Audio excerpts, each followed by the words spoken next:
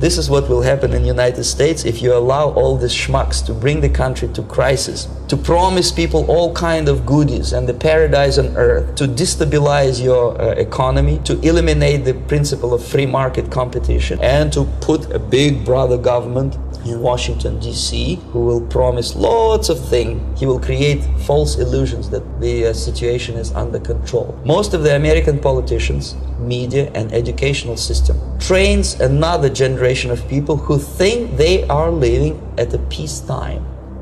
False. The United States is in a state of war, undeclared total war against the basic principles and the foundations of this system.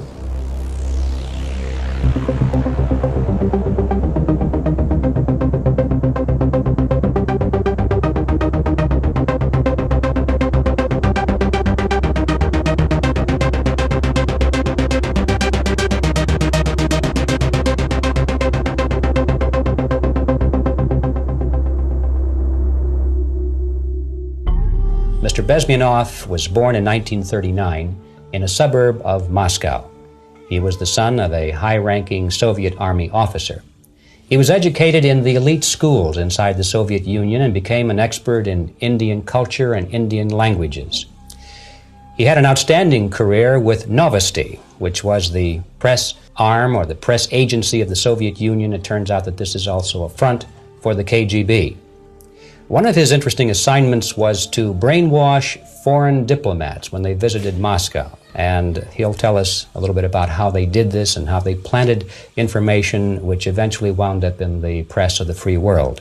He escaped to the West in 1970 after becoming totally disgusted with the Soviet system, and he did this at great risk to his life. He certainly is one of the world's outstanding experts on the subject of Soviet propaganda and disinformation and active measures.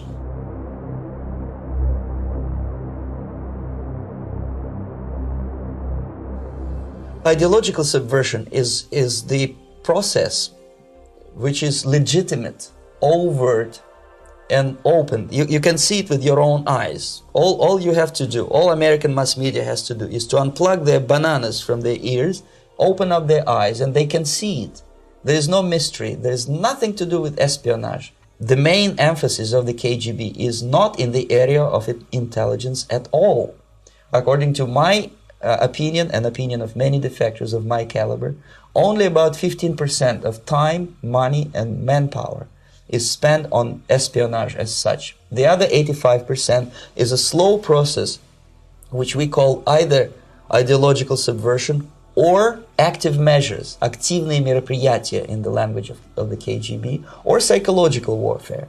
What it basically means is to change the perception of reality of every American to such an extent that despite of the abundance of information, no one is able to come to sensible conclusions in the interests of defending themselves, their families, their community, and their country. It's a great brainwashing process which goes very slow, and it's divided in 4 basic stages.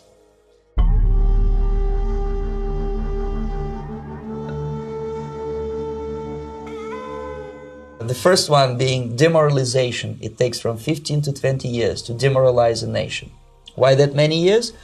Because this is the minimum number of years which requires to educate one generation of students in the country of your enemy, exposed to the ideology of the enemy. In other words, Marxism-Leninism ideology is being pumped into the soft heads of at least 3 generations of American students without being challenged or counterbalanced by the basic values of Americanism, American patriotism. The result you can see.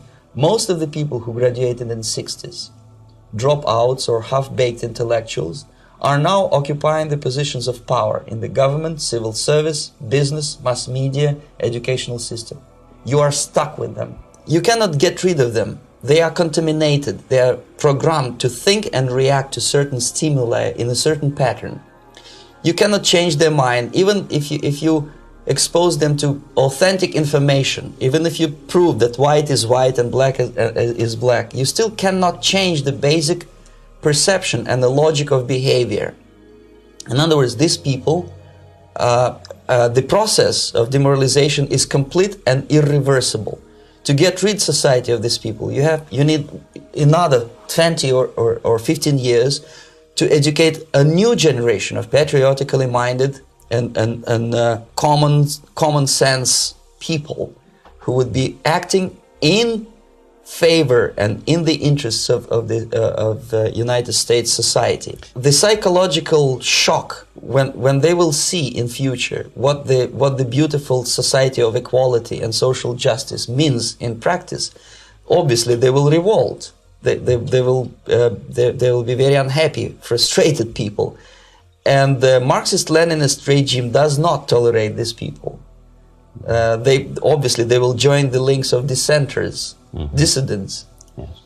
Unlike in present United States, there will be no place for dissent in future Marxist-Leninist America.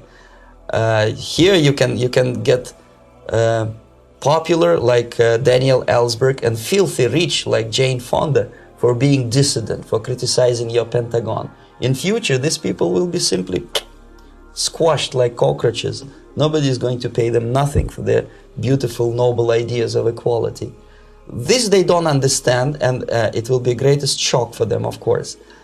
The demoralization process in the United States is basically completed already. For the last 25 years. Actually, it's overfulfilled, because demoralization now reaches such areas where previously not even Comrade Andropov and all his experts would even dream of such a tremendous success. Most of it is done by Americans to Americans, thanks to lack of moral standards. As I mentioned before, exposure to true information does not matter anymore. A person who was demoralized is unable to assess true information. The facts tell nothing to him.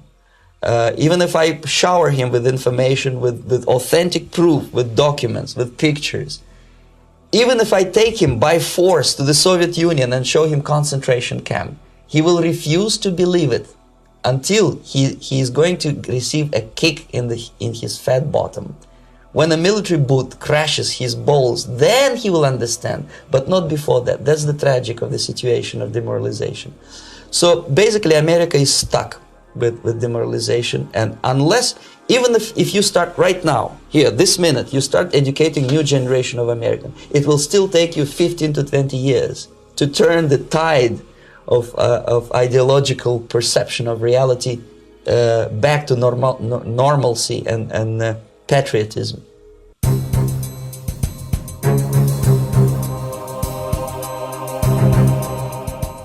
The next stage is destabilization. This time, subverter does not care about your ideas and the patterns of your consumption. Whether you eat junk food and get fat and flabby, doesn't matter anymore. This time, and it takes only from 2 to 5 years to destabilize a nation, what matters is essentials: economy, foreign relations, defense systems.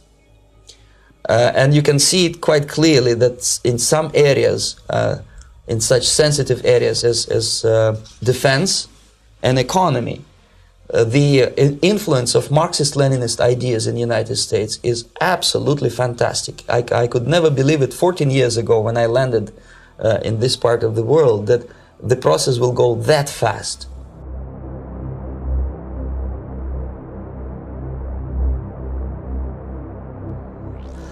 The next stage, of course, is crisis. It may take only up to 6 weeks to bring a country to the verge of crisis. You can see it in Central America now. And after crisis, with a violent change of power, structure, and economy, you have so-called the period of normalization. It may last indefinitely.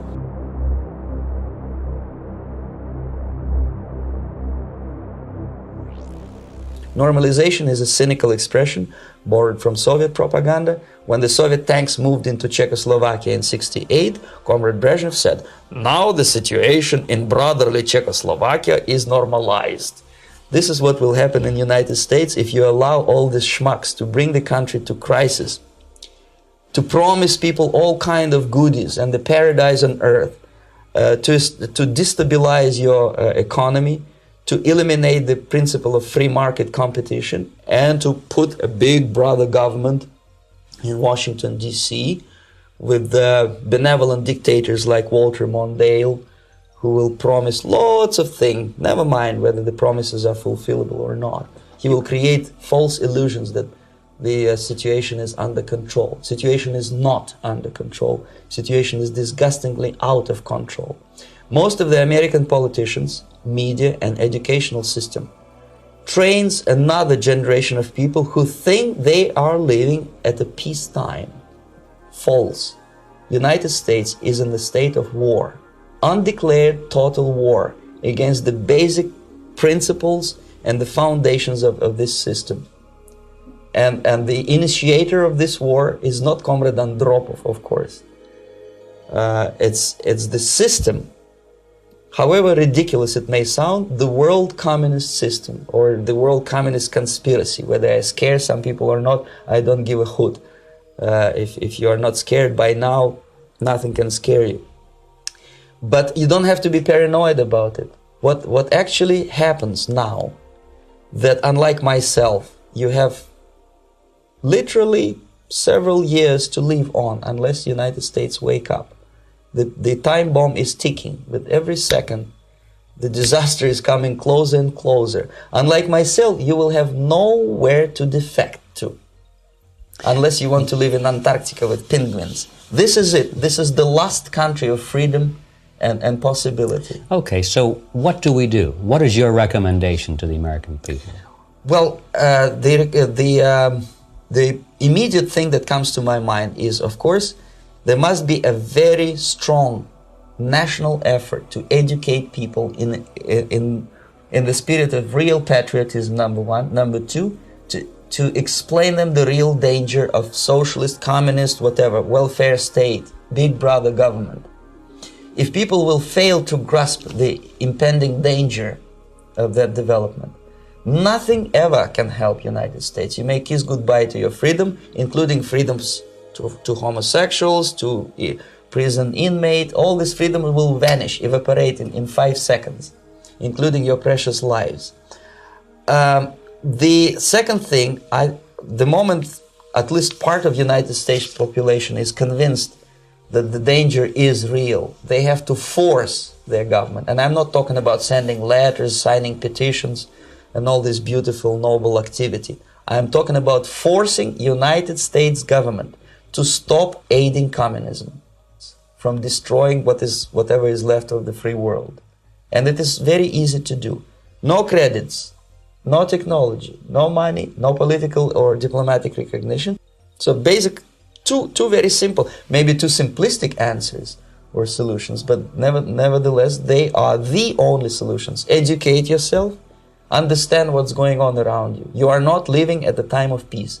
You are in a state of war. And you have precious little time to save yourself. You don't have much time, especially if we are talking about young generation. There's not much time left for convulsions and sexual masturbation to the beautiful disco music. Very soon it will go, just overnight. If we are talking about capitalists or wealthy businessmen, I think they are selling the rope on which they will hang very soon. If they don't stop, if they cannot curb their unsettled desire for profit, and if they keep on trading with the monster of the Soviet communism, they are going to hang very soon. And they will pray to be killed, but unfortunately they will be sent to Alaska probably to manage industry of slaves. It's simplistic. I know it sounds unpleasant. I know Americans don't like to listen to things which are unpleasant. But I have defected not to tell you the stories about such idiocy as microfilm, James Bond type espionage. This is garbage. You don't need any espionage anymore. I have come to talk about survival. It's a question of survival of this system. You may ask me, what is it in for me? Survival, obviously.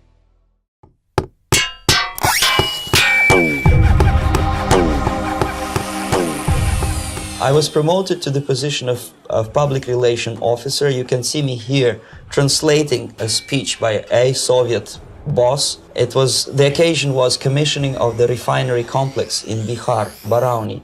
Back in Moscow, I was immediately recruited by Novosti Press Agency, which is a propaganda and ideological subversion front for the KGB.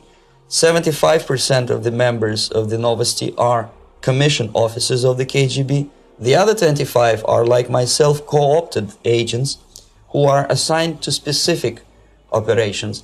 In this particular case, you can see me talking to students of Lumumba Friendship University in Moscow.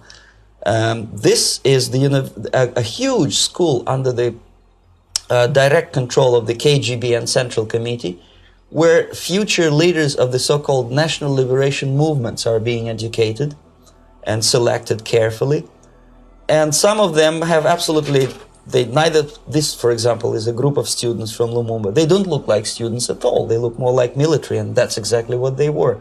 They were dispatched back to their countries to be leaders of the so-called national liberation movements, or to be translated into normal human language, leaders of international terrorist groups.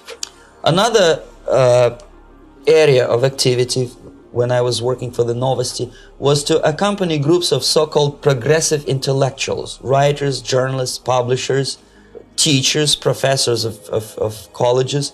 You can see me here in Kremlin. I'm second on the left, with a group of Pakistani and Indian intellectuals.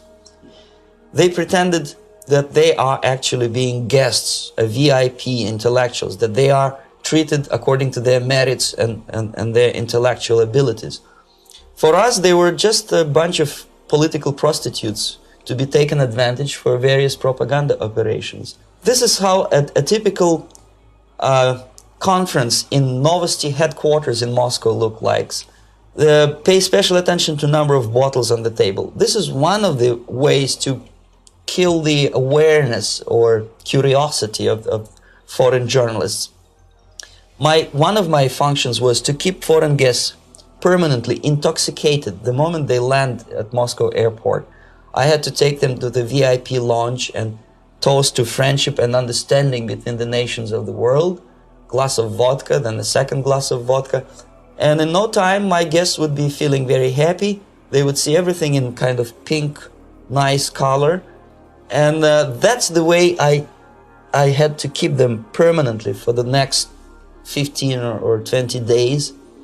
At certain point in time, I had to withdraw alcohol from them so that some of them who are the most recruitable would feel a little bit shaky, guilty, trying to remember what they were talking last night. That's the time to approach them with all kind of nonsense, such as joint communique or statement for Soviet propaganda. That's the time they are the most flexible. Myself, who was drinking together with them, was not drinking at all. I had ways to get rid of alcohol through various techniques, including special pills which were given to me by my colleagues. But they were taking it seriously. In other words, they would consume quite large volumes of alcohol and feel quite uneasy next morning.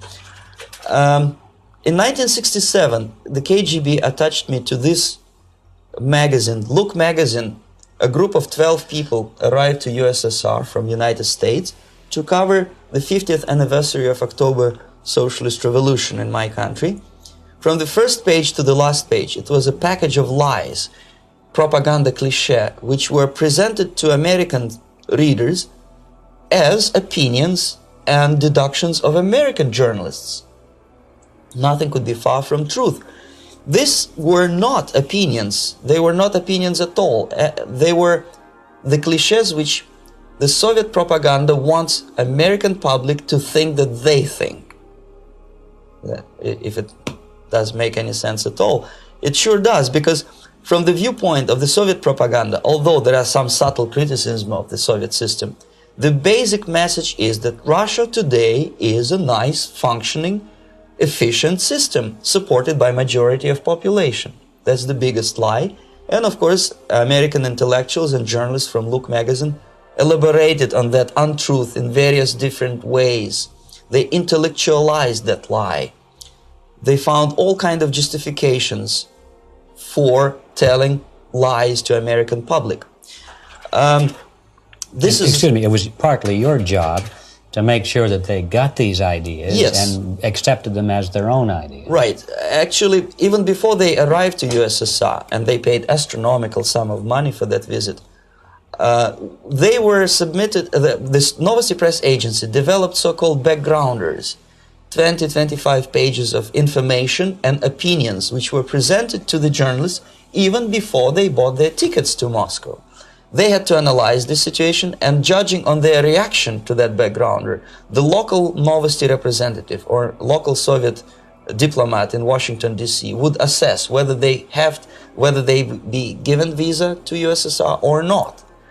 So they were selected ahead of time. Oh yes, they were pre-selected very carefully, and there is not much chance for honest journalists to arrive to USSR and to stay there for 1 year and to bring this package of lies back home. This, for example, is a centerfold of the Look magazine. They presented this monument erected by Communist Party in Stalingrad as the symbol, personification of Russian military might. And they said in the article, which is published on the site, that Soviets are very proud of the victory in the Second World War. This is another big myth, a lie. No sensible people would be proud to lose 20 millions of their countrymen in a war which was started by Genoese Hitler and Comrade Stalin and paid by American multinationals. Most of the Soviet citizens look at this type of monuments with disgust and sorrow, because every family lost father, brother, sister, or child in the Second World War. Yet American journalists who were trying to appease, to please their hosts, presented this picture on the centerfold as the symbol and personification of Soviet national, they call it Russian national spirit. And it was greatest misconception and a very tragic misunderstanding. Of course, Look magazine was not distributed in USSR.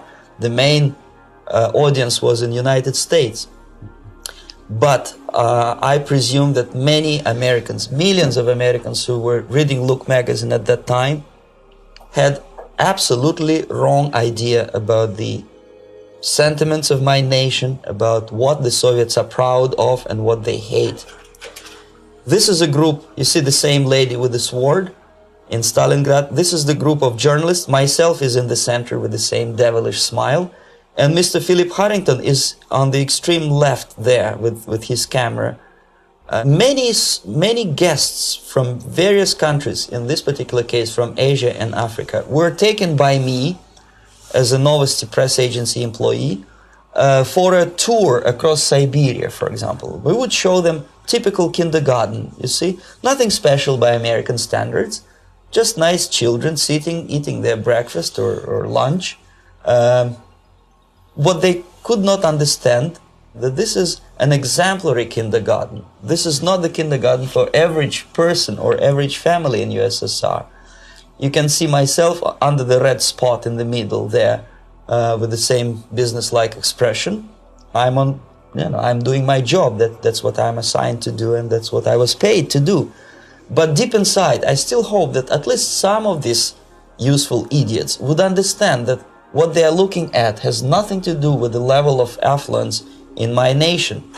This is a better picture which reflects the true spirit of the Soviet childhood. This picture was printed in a Canadian government publication by mistake. In the middle, you can see children playing on a small courtyard, and the caption goes, "This is a typical kindergarten in Siberia." What these idiots didn't understand, that it is not kindergarten at all. It is a prison for children of political prisoners. But there was not a single mentioning that what they were visiting actually was an area of concentration camps. And the job of people like myself to help them to not to notice that they are actually talking to prisoners. Most of the children were dressed, especially on the occasion of the foreigners' visit. Of course, there were no corpses on the ground. There were no machine gun guards. And it looks not very pleasant, as you see. It looks dull, but obviously it does not create an impression that this is actually a prison. Well, did any of the journalists have the curiosity to ask about prisons and that kind of thing? Yes. They were in Siberia. This Yes. is what you associate. Yes, some of them asked questions, and naturally we would give them, for the stupid question, we give them stupid answer. No, there are no prisons in Siberia. No, most of the people who you see are free citizens of USSR. They are very happy to be here, and they are contributing to the glory of the socialist system.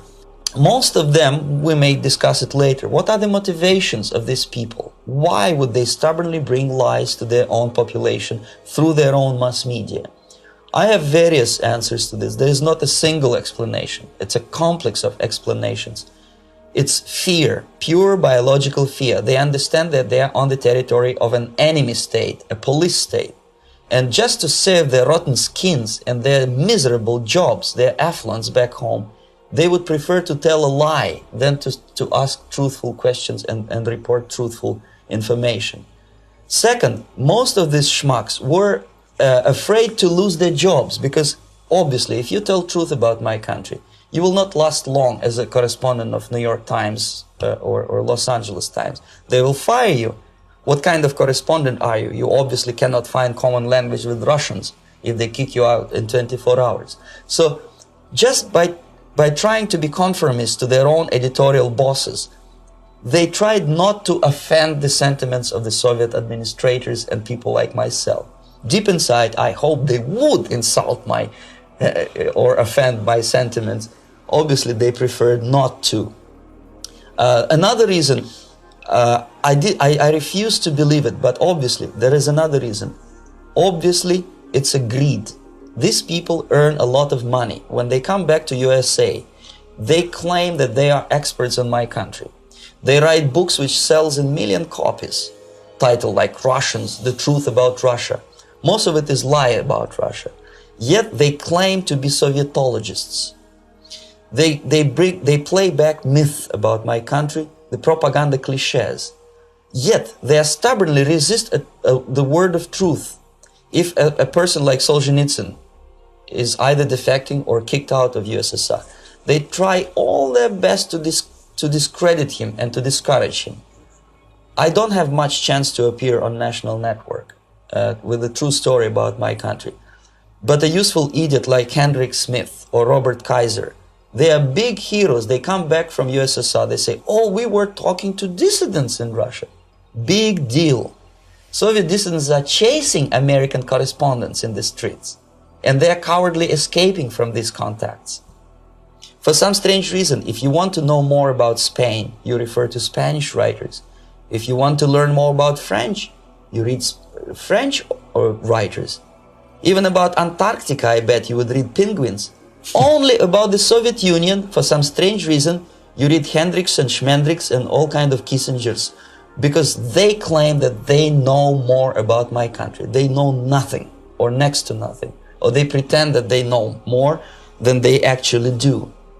I would say they are dishonest people who lack integrity and common sense and intellectual honesty.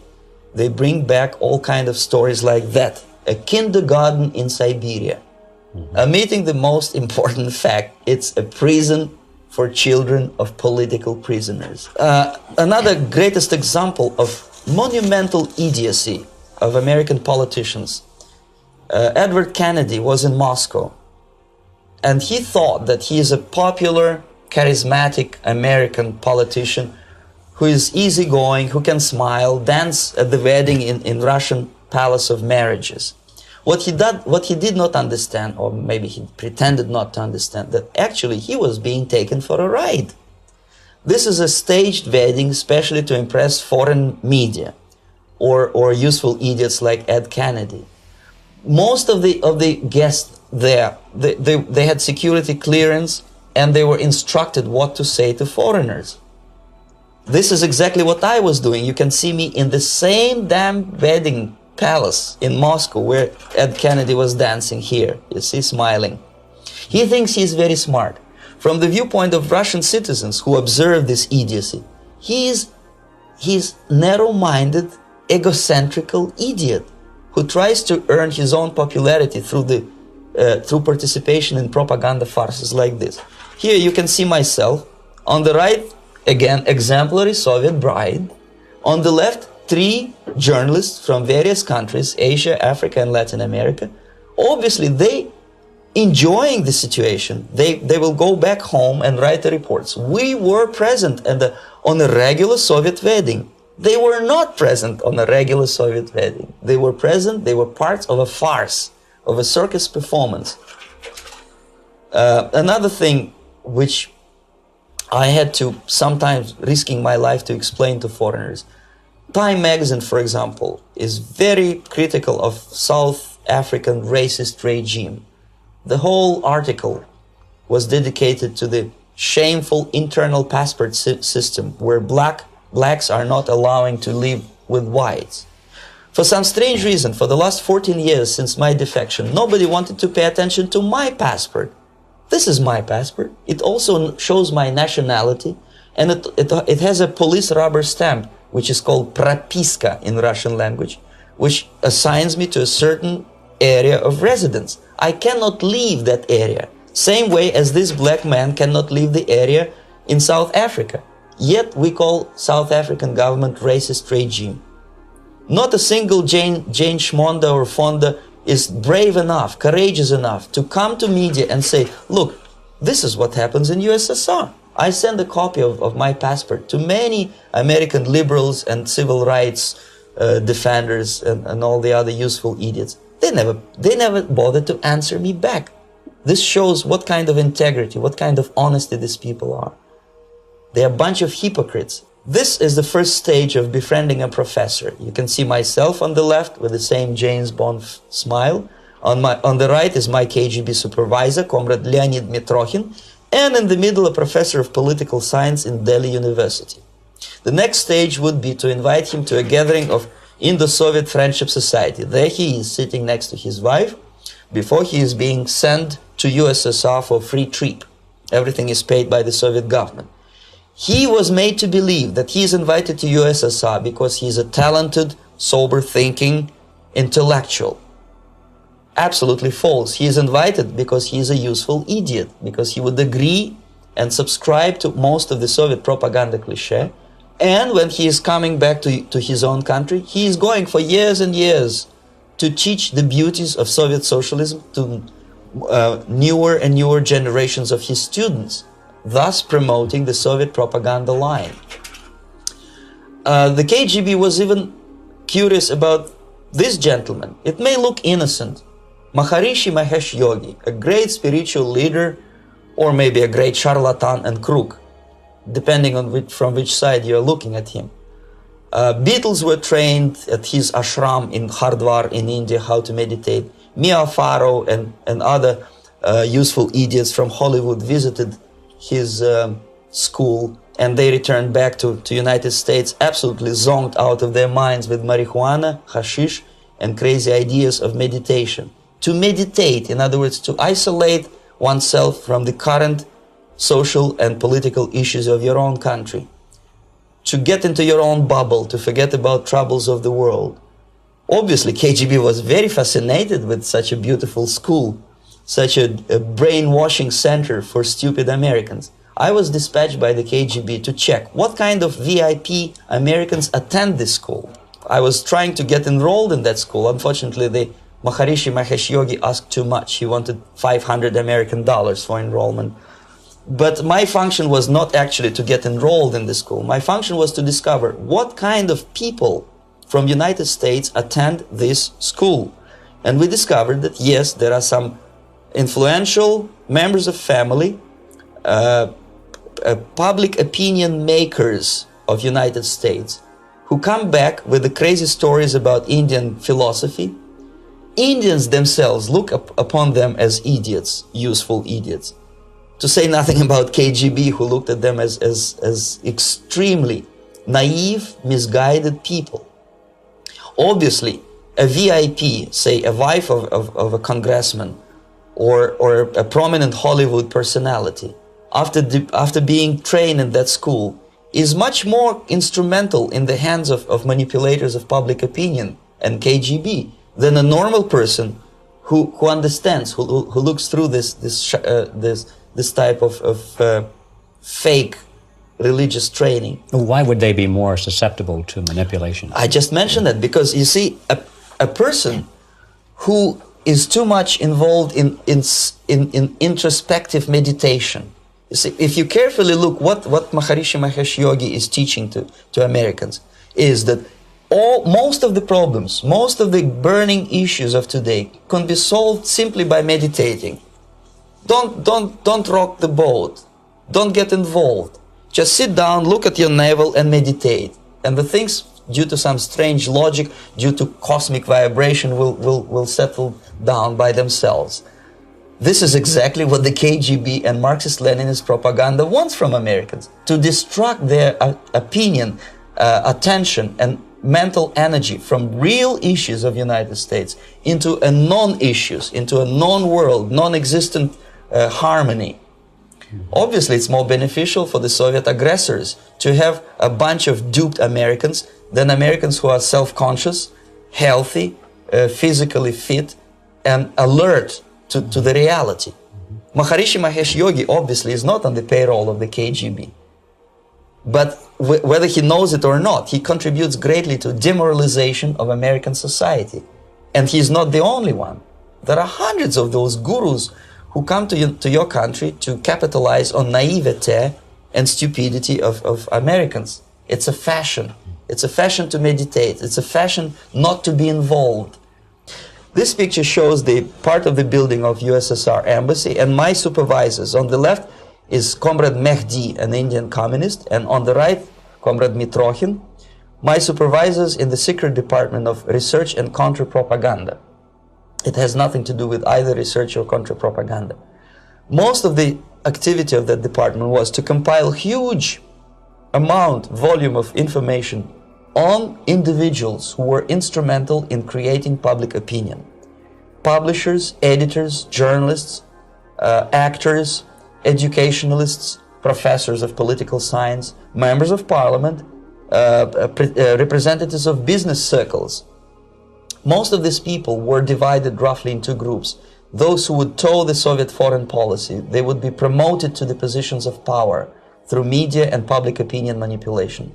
Those who refused the Soviet influence in their own country would be character assassinated or executed physically come revolution. Same way as in the small town of Hue in South Vietnam, several thousands of Vietnamese were executed in one night when the city was captured by Viet Cong for only 2 days. And American CIA could never figure out how could possibly communists know each individual, where he lives, where to get him, and would be arrested in one night, basically in some 4 hours before dawn, put on a van, taken out of the city limits and shot. The answer is very simple. Long before communists occupied the city, there was extensive network of informers, local Vietnamese citizens, who knew absolutely everything about people who are instrumental in public opinion, including barbers and taxi drivers. Everyone who was sympathetic to the United States was executed. Same thing was done under the guidance of the Soviet embassy in Hanoi, and same thing I was doing in New Delhi. To my horror, I discovered that in the files where people were doomed to execution, there were names of pro-Soviet journalists with whom I was personally friendly. Pro-Soviet? Yes. They were idealistically minded leftists who made several visits to USSR, and yet the KGB decided that come revolution or drastic changes in political structure of India, they will have to go. Why is that? Because they know too much.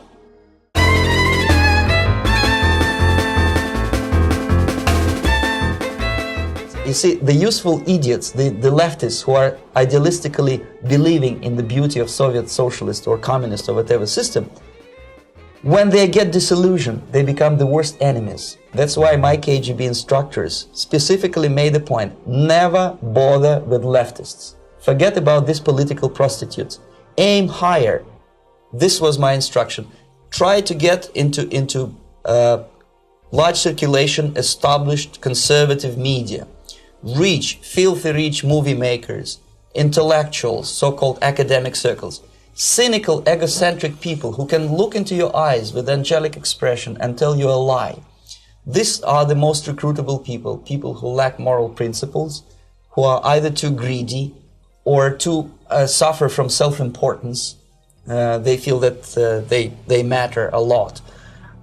These are the people who KGB wanted very much to recruit. But to eliminate the others, to execute the others, don't they serve some purpose? Wouldn't they be the ones they rely on? They serve purpose only at the stage of destabilization of a nation. For example, your leftists in United States, all these professors and all these beautiful civil rights defenders, they are instrumental in the process of the subversion only to destabilize the nation. When their job is completed, they are not needed anymore. They know too much. Some of them, when they get disillusioned, when they see that Marxist-Leninists come to power, obviously they get offended. They think that they will come to power. That will never happen, of course. They will be lined up against the wall and shot.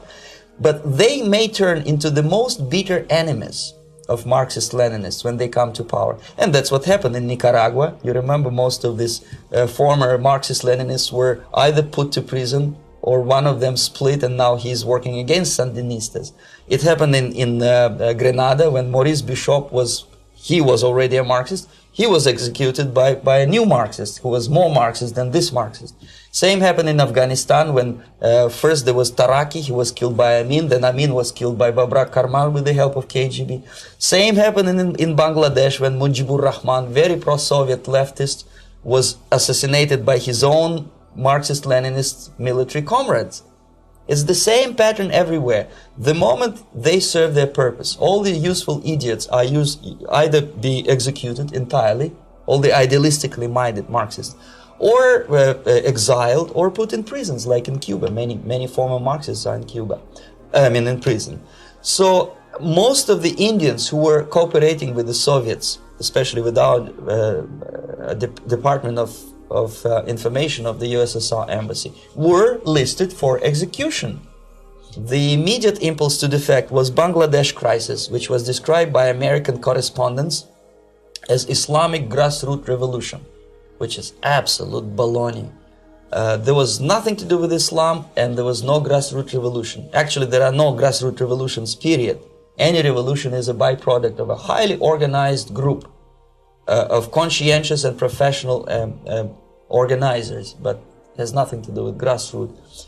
In Bangladesh, it was nothing with grassroots. Most of the Awami League party members, Awami League means People's Party, were trained in Moscow in the High Party School.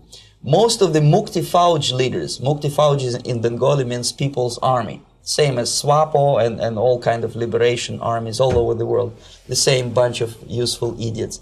They were trained at Lumumba University and various centers of the KGB in Simferopol, in Crimea, and in Tashkent.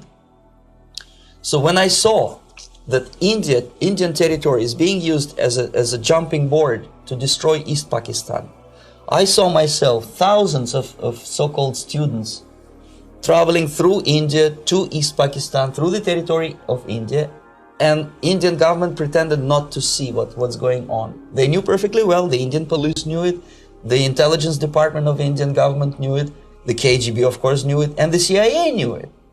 That was most infuriating, because when I defected and I explained to the CIA debriefers they should watch out because East Pakistan is going to erupt any moment, they said I was reading too many James Bond novels. Anyway, so East Pakistan was doomed. One of my colleagues in the Soviet consulate in Calcutta, when he was dead drunk, he ventured into the basement to relieve himself, and he found big boxes which said printed matter to Dhaka University. Dhaka is the capital of East Pakistan. And since he was drunk and curious, he opened one of the boxes and he discovered not printed matter. He discovered Kalashnikov guns and ammunition in there. Anyway, it's a long story. When I saw the preparations for the invasion into East Pakistan, obviously I wanted to defect immediately. The only thing I couldn't at that time make up my mind when and where and how.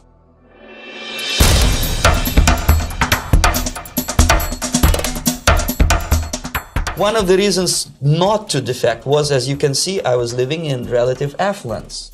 Who the hell in the normal mind would defect and do what? To be abused by your media, to be called McCarthyist and fascist and paranoid, or to drive a taxi in New York City. What for? What the hell for should I defect?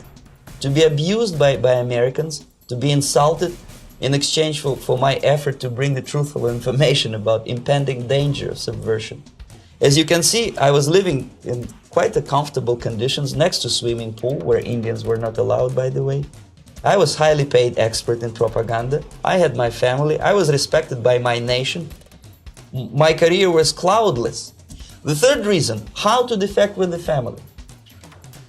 To defect with the baby and the wife would be virtual suicide, because according to law, the Indian police will have to hand me over back to the KGB, and that will be the end of my defection and probably my life. Again, I cannot smuggle my wife because she was not quite sure what I was doing.